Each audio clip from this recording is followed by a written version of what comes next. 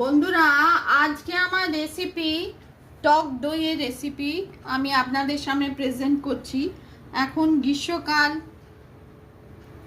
গ্রীষ্মকালে দই খুবই উপকারী, হজমে সাহায্য করে। তাছাড়া আমরা দই দিয়ে বিভিন্ন রকম তরকারি সবজি তৈরি করে থাকি, আর সেজন্যে আমি এই দই রেসিপিটা প্রেজেন্ট করছি আপনাদের সামনে।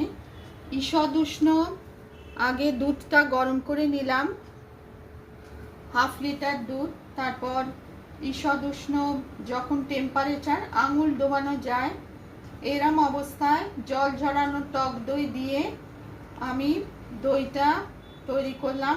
আর সারা রাত আমি গরম জায়গায় আমি রেখে দিয়েছিলাম। তৈরি হলো টক দই রেসিপি। দেখুন, বিভিন্ন জায়গায় আমি তৈরি করেছি। এই যে এটা আমি দেখাচ্ছি, টক দই,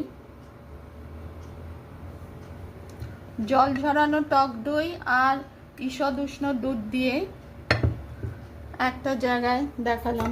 মাটির ভাঁড়ে তৈরি করেছি। মাটির ভাঁড়টা দেখুন, একটুও পড়ছে না, কিন্তু পারফেক্ট হয়েছে একদম। আর প্লাস্টিকেও আমি তৈরি করেছি। প্লাস্টিকে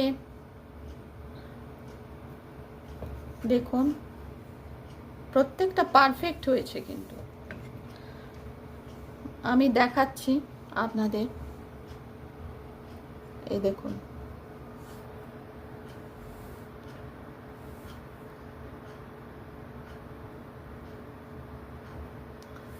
রেসিপি পছন্দ হলে লাইক করবেন, চ্যানেলটিকে সাবস্ক্রাইব করার অনুরোধ রইল। হেলদি টক দই রেসিপি